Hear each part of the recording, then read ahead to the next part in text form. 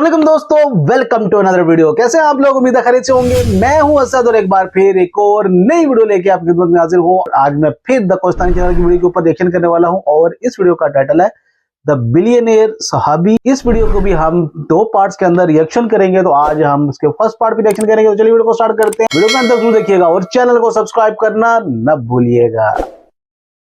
10 साल की खिलाफत के बाद हजरत उमर दुनिया से चले गए, लेकिन उनके वफात के सिर्फ 3 दिन बाद हजरत उस्मान मुसलमानों के नए खलीफा बने, जो बिल्कुल हमने इनकी लास्ट वीडियो के अंदर देखा था कि हजरत उमर फारूक रज़ी अल्लाह तआला अन्हु ने किस तरह से नसीहत की थी कि अगला खलीफा कैसे चुना जाएगा। 12 साल तक मुसलमानों के खलीफा रहे, जिसमें उन्होंने मुसलमानों को एक कुरान पर यूनाइट किया, इस्लाम की पहली करेंसी बनाई, मक्का और मदीना की मस्जिदों को एक्सटेंड किया, जो आज तक जारी है। लेकिन खिलाफत की सबसे पहली और बड़ी बगावत भी हजरत उस्मान के दौर में ही हुई। लेकिन अब मसला ये कौन सी कि इस सब के बाद भी लोग बाकी 2 खलीफाओं के बारे में तो बहुत जानते हैं, लेकिन हजरत उस्मान के बारे में लोग बहुत कम जानते हैं। हालांकि हजरत उस्मान की स्टोरी बहुत ही इंस्पायरिंग है, क्योंकि हजरत उस्मान खलीफा बनने से बहुत साल पहले मक्का के किसी आम घर में नहीं, बल्कि मक्का के सबसे रिच खानदान बनु उमैया में पैदा हुए, और उनके वालिद अफान का मक्का में कपड़ों का बहुत बड़ा बिजनेस था, जो मक्का से बाहर रोम और यमन तक फैला हुआ था। लेकिन अचानक एक दिन जब हजरत उस्मान की एज बहुत ही कम थी, उनके वालिद अफान किसी सफर से वापस आते हुए फौत हो गए। फौत होने से पहले अफान के 2 ही बच्चे थे, बेटा उस्मान और बेटी आमना। इस्लाम से पहले अरब का सिस्टम यह था कि बाप के मरते ही सारा का सारा माल उसके बेटे की तरफ जाता था और बेटियों को कुछ नहीं मिलता था। इसीलिए ऑफ कोर्स अफान का पूरा बिजनेस और सारा माल बहुत ही कम एज में हजरत उस्मान को मिला, जिसकी वजह से बहुत ही कम एज में हजरत उस्मान मक्का के सबसे अमीर लोगों में से एक बने। इसीलिए मक्का के सारे जवान विरासत में ये सब कुछ मिल गया। उस्मान को एक रोल मॉडल की तरह देखते थे। इतना ज्यादा पैसा होने के बाद भी हजरत उस्मान ने मक्का के बाकी शहजादों की तरह एक अय्याशी की जिंदगी गुजारने की बजाय अपने खानदान के बिजनेस पर फोकस किया और उसे एक इंटरनेशनल बिजनेस बनाया। अपने इसी बिजनेस की वजह से हजरत उस्मान मक्का में इतने फेमस हुए कि मक्का की माएं अपने बच्चों से कहा करती थी कि मैं तुमसे इतनी मोहब्बत करती हूं जितनी कुरैश उस्मान से करते हैं। अब जब हजरत उस्मान मक्का में अपने कपड़ों का बिजनेस कर रहे थे, वहां एट द सेम टाइम एक दूसरे आदमी का बिजनेस भी बहुत तेजी से आगे बढ़ रहा था, हजरत अबू बकर रज़ी अल्लाह तआला अन्हु। और यही से इन 2 ग्रेट सहाबा की दोस्ती शुरू हुई। नाउ जब हजरत उस्मान का बिजनेस मक्का में अपनी पीक पर था, एग्जैक्ट उसी टाइम मक्का के एक गार में रसूलुल्लाह सल्लल्लाहु अलैहि वसल्लम पहली वही नाजिल हुई। आप सल्लल्लाहु अलैहि वसल्लम के घर वालों के बाद सबसे पहले इस्लाम अबू बकर रज़ी अल्लाह तआला अन्हु ने कबूल किया, और इस्लाम कबूल करते वो सीधा अपने दोस्त उस्मान रज़ी अल्लाह तआला अन्हु के पास गए और उन्हें भी इस्लाम की तरफ लेकर आए।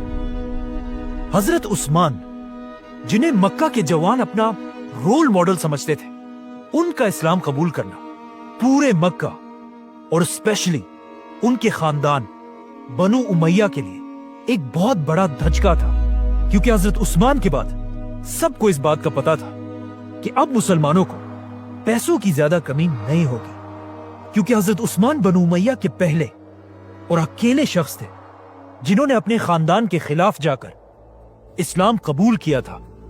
जब आप सल्लल्लाहु अलैहि वसल्लम मक्का में लोगों को इस्लाम की तरफ बुलाने लगे, तो पहले लोगों का ख्याल था कि मोहम्मद सल्लल्लाहु अलैहि वसल्लम ये सब कुछ सिर्फ अपने खानदान बनु हाशिम को प्रमोट करने के लिए कर रहे हैं। इसीलिए लोग इस्लाम को सिर्फ एक कबीले का रिलीजन समझते थे। लेकिन अचानक एक दिन कुरान की एक सूरत नाजिल हुई, सूरह मसद, जिसमें अल्लाह ने मक्का के सारे लोगों को छोड़कर आप सल्लल्लाहु अलैहि वसल्लम के चाचा सल्लल्लाहु अलैहि वसल्लम अबू लहब और उसकी बीवी के लिए बहुत ही सख्त अल्फाज यूज किए, ताकि इन आयतों की वजह से सबको पता चल जाए कि इस्लाम किसी खानदान के लिए नहीं बल्कि पूरी दुनिया के लिए है। बेशक लेकिन अब मसला ये था, जिस चचा के बारे में कुरान की ये आयत नाजिल हुई थी, उसी के 2 बेटों के साथ आप सल्लल्लाहु अलैहि वसल्लम की 2 बेटियों का निकाह हो चुका था। तो अब जब इन आयत का आप सल्लल्लाहु अलैहि वसल्लम के चाचा सल्लल्लाहु अलैहि अबू वसल्लम लहब और उसकी बीवी को पता चला तो उन्हें बहुत गुस्सा आया और उन्होंने आप सल्लल्लाहु अलैहि वसल्लम से बदला लेने के लिए अपने बेटों को हुक्म दिया कि वो आप सल्लल्लाहु अलैहि वसल्लम की बेटियों को सल्लल्लाहु तलाक अलैहि दे दें। अब जब हजरत उस्मान रज़ियल्लाहु अन्हु ने ये देखा कि सिर्फ आप सल्लल्लाहु अलैहि वसल्लम को कमजोर करने के लिए उनकी बेटियों को तलाक दिया गया, तो वो सीधा आप सल्लल्लाहु अलैहि वसल्लम के पास पहुंचे और उनसे उनकी बेटी रुकैया का हाथ मांगा। इस तरह हजरत उस्मान रज़ियल्लाहु अन्हु आप सल्लल्लाहु अलैहि वसल्लम के बहुत ही करीब हो गए। ये देखकर उनका खानदान बनु उमैया आखिर और बर्दाश्त नहीं कर सका, क्योंकि ये बनु उमैया के लिए एक बहुत बड़ी बेइज्जती थी। तो अब बिल्कुल बाकी मुसलमानों की तरह बनु उमैया भी हजरत उस्मान जैसे पावरफुल इंसान पर जुल्म करने लगे। कहा जाता है कि उनके एक चचा हाकम उन्हें रस्सियों से बांधकर मारा करते थे और उनका पूरा खानदान उन्हें इस्लाम छोड़ने का कहता रहता था। लेकिन हजरत उस्मान इस सब के बाद भी अपने खानदान के खिलाफ जाकर आप सल्लल्लाहु अलैहि वसल्लम के साथ खड़े रहे। इसके कुछ ही अरसे बाद मक्का में आखिर एक ऐसा टाइम आया कि अब कुछ मुसलमान अब और यहाँ नहीं रह सकते थे, क्योंकि अब मक्का वालों ने मक्का के 2 मुसलमानों को शहीद कर दिया था। तो रसूलुल्लाह सल्लल्लाहु अलैहि वसल्लम ने इन मुसलमानों को हुक्म दिया कि वो अरब को छोड़कर हबशा की तरफ हिजरत करें, जहां एक नेक बादशाह उनकी जरूर मदद करेगा। आप सल्लल्लाहु अलैहि वसल्लम के इस हुक्म के बाद हजरत उस्मान अपनी बीवी रुकैया और कुछ और मुसलमानों के साथ अरब को छोड़कर इथियोपिया मतलब हबशा की तरफ चले गए और वहां जाकर अगेन हजरत उस्मान ने अपनी बिजनेस की नॉलेज को यूज करके एक नया बिजनेस स्टैब्लिश किया। अब जब हजरत उस्मान यहाँ हबशा में थे, वहां मक्का वालों ने आप सल्लल्लाहु अलैहि वसल्लम और उनके खानदान का बाइकआउट करके उन पर बहुत जुल्म किया।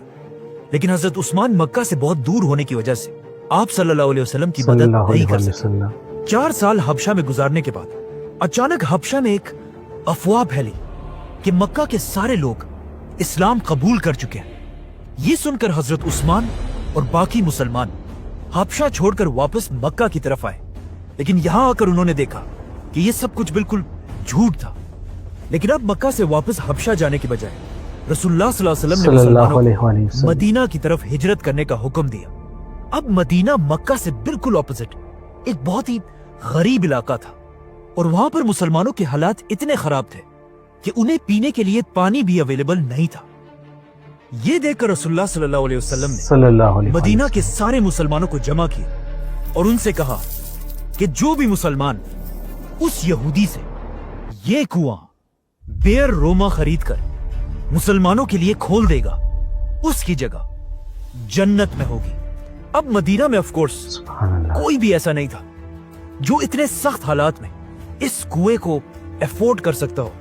लेकिन सिर्फ एक शख्स ऐसा था जिसका बिजनेस शाम, यमन और अब हबशा तक फैला हुआ था, हजरत उस्मान। हजरत उस्मान सीधा उस यहूदी के पास गए, लेकिन उस यहूदी ने कहा कि मैं ये कुआं नहीं बेचना चाहता, क्योंकि इस कुएं के पानी पर उसने टैक्स लगाया था और इस पानी को बहुत महंगा बेचता था। तो हजरत उस्मान ने इस यहूदी के साथ एक डील की और उससे आधा कुआं खरीदा। मतलब एक दिन ये कुआं हजरत उस्मान का होगा और एक दिन यहूदी का। उस यहूदी ने ये ऑफर खुशी से एक्सेप्ट कर ली। लेकिन कुछ दिनों बाद उसे पता चल गया कि ये उसने बहुत बड़ी गलती की है, क्योंकि जिस दिन ये कुआं हजरत उस्मान के पास होता था, उस दिन मदीना के सारे लोग आकर इस कुएं से पानी भरकर ले जाते थे और अगले दिन यहूदी के पास कोई भी पानी लेने के लिए नहीं आता था। मतलब इस कुएं से यहूदी की कमाई बिल्कुल खत्म हो चुकी थी। तो इस यहूदी ने हजरत उस्मान के पास आकर मजबूरन उन्हें सारा कुआं बेच दिया और इस तरह हजरत उस्मान ने 20,000 दरहम में ये कुआं खरीद कर मुसलमानों के लिए डोनेट कर दिया। बिल्कुल ये हजरत उस्मान की इतनी बड़ी डोनेशन थी कि इसे आज तक पूरी दुनिया याद करती है, क्योंकि ये बिल्कुल कुआं बेशक। और इसके पास जमीन आज तक हजरत उस्मान के नाम पर सऊदी अरब में रजिस्टर्ड है। माशा और इस कुएं और इसके आसपास जमीन से जितनी इनकम आती है उससे हजरत उस्मान के नाम पर ही मदीना में एक बहुत बड़ा होटल बनाया गया है। ये होटल हर साल हजरत उस्मान के नाम पर 50 मिलियन रियाल कमाता है, 5 करोड़ रियाल, मिलियन।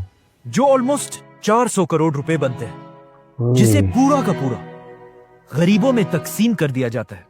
तो ये था इस वीडियो का पहला पार्ट, जिसके अंदर हजरत उस्मान गनी रजी अल्लाह ताला अन्हो के बारे में बताया गया कि वो वाहिद बिलियनियर सहाबी थे। उनको जो जायदाद मिली वो बचपन में ही मिल गई थी। अपने बुजुर्गों का जो बिजनेस था उसको मजीद उन्होंने एस्टेब्लिश किया और फिर उनके इस्लाम कबूल करने का वाकया बयान किया गया, किस तरह से उन तक दावत हक पहुंची, फिर कौन सी आजमाइशें आई उनके ऊपर। इस वीडियो के लास्ट के अंदर जो कुएं का जिक्र किया गया कि आप सल्लल्लाहु अलैहि वसल्लम ने फरमाया था कि जो कोई भी इस कुएं को मुसलमानों के लिए खरीद के वक्फ करेगा वो जन्नत में अपना मुकाम पाएगा।